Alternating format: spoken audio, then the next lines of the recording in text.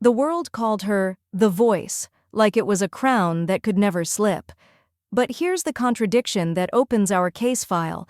A woman who could fill arenas with a single note ended up surrounded by the quietest kind of silence, one that no applause can interrupt. Tonight, this isn't gossip. This is a timeline, a human story, and one question that won't let go. When did the purple glow of fame start turning into a countdown? Exhibit A. The Beverly Hilton, February 11, 2012, Grammy-weekend in Beverly Hills. Whitney Houston was found unconscious, submerged in a bathtub in Suite 434, and she was pronounced dead at 3:55 p.m. PST. Outside, the industry was dressing up for celebration. Inside, the story had already changed. And what makes this moment feel even more unreal is the proximity.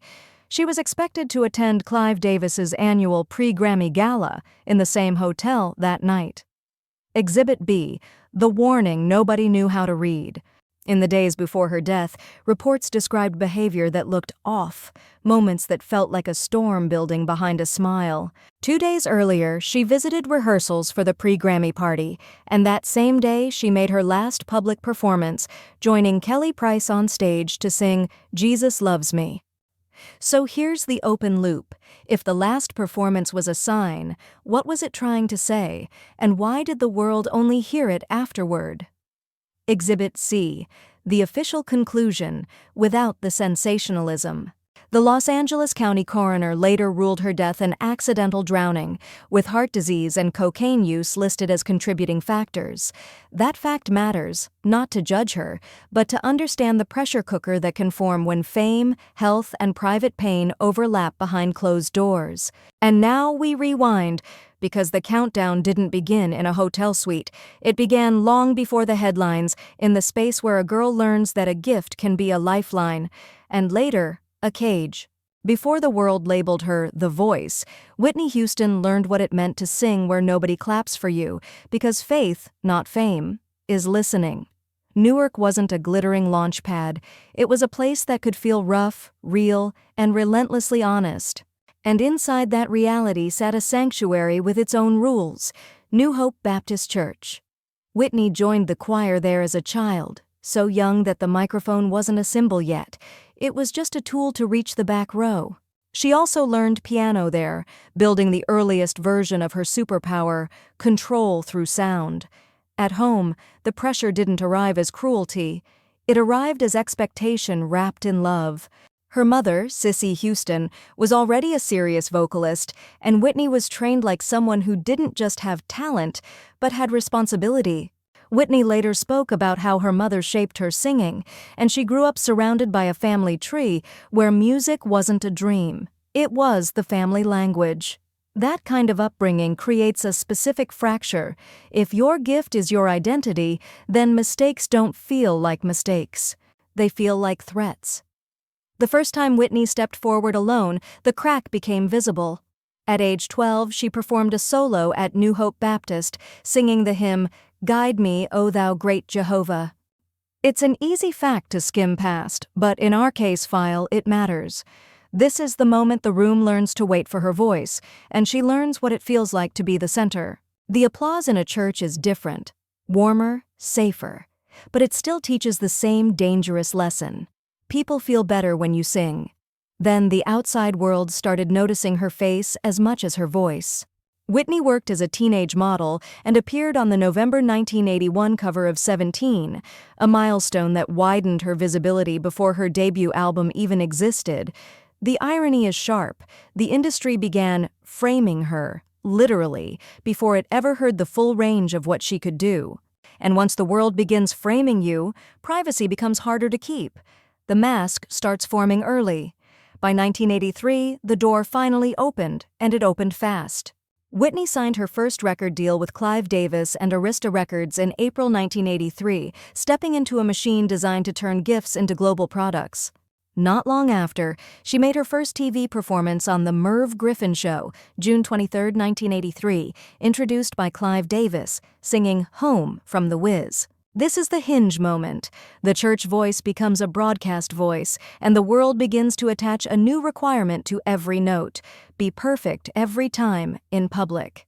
And that becomes Whitney's first rule, quietly carved into the timeline.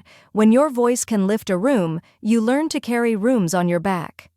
In Part 3, we follow the rise, how a gift becomes an icon, and how the crown starts tightening long before anyone calls it pressure. Whitney didn't arrive in the industry. She appeared like a signal that every radio station instantly understood. When the debut era hit, it wasn't just one song catching fire. It was a chain reaction. A voice that felt both polished and impossible, moving from tender ballads to bright pop with the same effortless authority. The public story became simple. A new star is born. But inside the case file, a more powerful truth forms. Whitney's talent wasn't only her sound, it was her consistency. Night after night, performance after performance, she delivered a level of control that made people believe she was untouchable. Then the myth found its mask. The press didn't just sell her as a singer, they sold her as an image: graceful, wholesome, camera-ready, safe for the mainstream. That image opened doors fast, but it also built an invisible contract. Whitney wasn't allowed to have off days. When you're branded as perfection, even normal human fatigue can look like failure. And Whitney didn't just sing for fans, she sang for expectations. The applause was real, but so was the pressure hiding underneath it. By the late 1980s, the rise turned into domination. The second album era didn't feel like a follow-up. It felt like confirmation that the first success wasn't luck.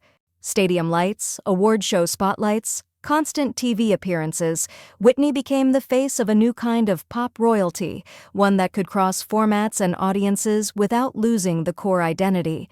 And this is how the myth locks in. The world stops asking who she is and starts declaring what she represents. The voice becomes less like a compliment and more like a title, one she must defend every time she steps near a microphone. Then came the moment that sealed her into cultural history beyond music charts, the early 1990s performances that turned her voice into a national event. When Whitney sang the Star-Spangled Banner at the Super Bowl, it wasn't just technically strong, it was emotional, cinematic, and instantly replayable. It's one of those performances people remember not as a singer did well, but as a moment happened. That's the difference between fame and icon status. Icons become reference points.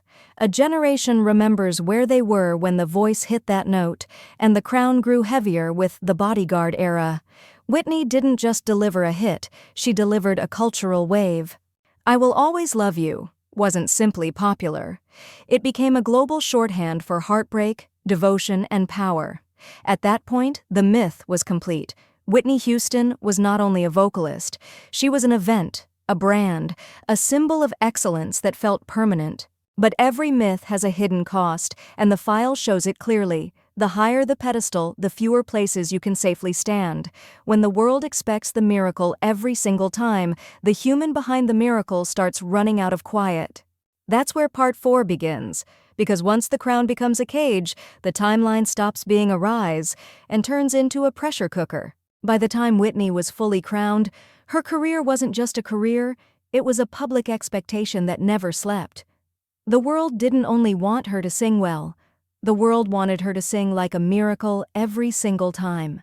That's the hidden trap of being labeled the voice. It turns talent into a duty. If she sounded flawless, it was normal. If she sounded tired, it became a headline. And that's how perfection becomes a prison, because even human moments start getting treated like evidence of failure. Then the spotlight moved from the stage to her private life, and it rarely moved gently. Whitney's relationship with Bobby Brown became a constant media obsession, the kind that turns personal conflict into public content. In a case file lens, the important point isn't gossip, it's pressure. When your home becomes a rumor factory, rest becomes impossible. Every appearance gets analyzed, every quote becomes a clue, and privacy stops being a choice. It becomes a battle you lose a little more each month. Inside the industry, the machine kept demanding output. Albums, soundtracks, award shows, rehearsals, promo cycles. Whitney's name wasn't just on music, it was on schedules. And schedules don't care how someone feels. Even success adds weight. A blockbuster era like The Bodyguard doesn't end pressure. It multiplies it, because now every next project is measured against a cultural earthquake. The hardest part is invisible. The voice isn't only art, it's a body. And when the body becomes the instrument, stress doesn't stay emotional. It becomes physical. Over the years, there were public moments that suggested the strain was no longer hidden, performances that received harsh commentary, interviews where the energy didn't match the old myth, and headlines that blurred the line between verified facts and speculation. This is where our format matters. Some things are confirmed, some things are reported, and some things remain unknowable from the outside. But the emotional truth is clear. The more the public demanded the old Whitney, the more trapped she became inside an image that didn't allow struggle. The myth kept asking for an encore, even when the human needed an exit. And still, Whitney kept trying to return to the center of her own story. A comeback era. New appearances, new attempts at stability, proof that she wanted her voice to be the final word, not the headlines. But the timeline doesn't reward effort the way fans do. It rewards timing. And when we step into Part 5, timing becomes everything, because Grammy-weekend 2012 wasn't just another event. It was the moment the pressure cooker finally turned into a countdown. The final stretch doesn't read like a dramatic movie twist. It reads like real life, fragmented, fast, and filled with moments that only become signals after the fact. In our case file, the goal isn't to speculate. It's to follow what can be traced, separate what's confirmed from what was reported, and ask the only question that matters in a respectful timeline. How did the myth keep moving while the human was running out of room to breathe? T72 Hours. February 9, 2012. The last public note. What the public saw. Whitney still in the Grammy-weekend orbit, showing up around rehearsals for Clive Davis's pre-Grammy event at the Beverly Hilton, and later appearing on stage with Kelly Price to sing Jesus Loves Me. What was later recorded in the timeline, this became her final public performance. What it meant. The case file doesn't treat this as foreshadowing for clicks. It treats it as a human moment, a fragile glimpse of someone still trying to be present in the world she helped build. T24 to T12 Hours, February 10, 11, 2012. The fog before the door closes. What the public saw. Whitney's name still attached to the same glittering destination, Clive Davis's annual pre-Grammy party, an event she was expected to attend at the same hotel. What was reported afterward, accounts described her as not fully well in the days leading up, and the timeline becomes a blur of concerns that never fully turned into intervention. What it meant, when someone has lived under cameras for decades, something feels off can sound like tabloid noise, until it isn't. T0, February 11, 2012. Exhibit A becomes the ending. What the public saw. Shock headlines. Whitney Houston found dead at the Beverly Hilton. What is confirmed? She was found unconscious, submerged in a bathtub in Suite 434, and was pronounced dead at 3:55 p.m. PST. What it meant, the most painful contrast in the file, an icon of voice, ended in silence behind a locked hotel door, while the city outside prepared for celebration. Hours later, the industry keeps moving. The party still happened. Clive Davis publicly acknowledged Whitney's death during the pre-Grammy gala, an uncomfortable collision of grief and industry routine.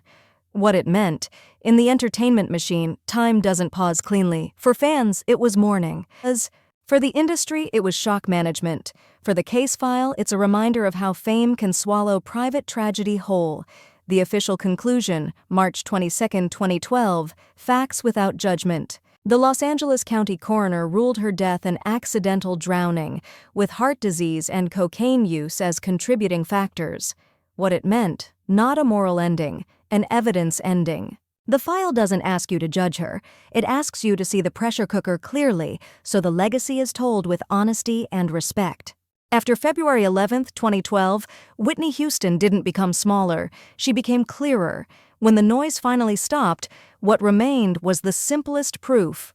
The voice itself. Not just the famous songs, but the standard she set. how a pop vocalist could sound like church, cinema, and heartbreak in the same breath. Even now, new singers don't just cover Whitney, they measure themselves against her without saying her name. And then the timeline turns from shock into ritual. Fans gathered outside the Beverly Hilton. Others returned to Newark in grief, turning memories into candles, flowers, and quiet singing. The world didn't only mourn a celebrity, it mourned a feeling, because Whitney's best performances didn't sound like entertainment. They sounded like somebody's life being understood out loud. Legacy After Dark has to say the hardest part gently. The ending doesn't erase the art, and the art doesn't erase the ending. Two truths can exist at once. Whitney's story is a reminder that fame can amplify pain while hiding it, and that a public smile is not a medical report, not a safety guarantee, not a confession of being okay. So we close this file the way we opened it: myth versus human. If you want to honor Whitney tonight, comment one Whitney song title that still hits you like truth. Like the video for more respectful Final Days plus Legacy case files, and subscribe, because the next story we open after dark won't chase gossip. It will chase understanding.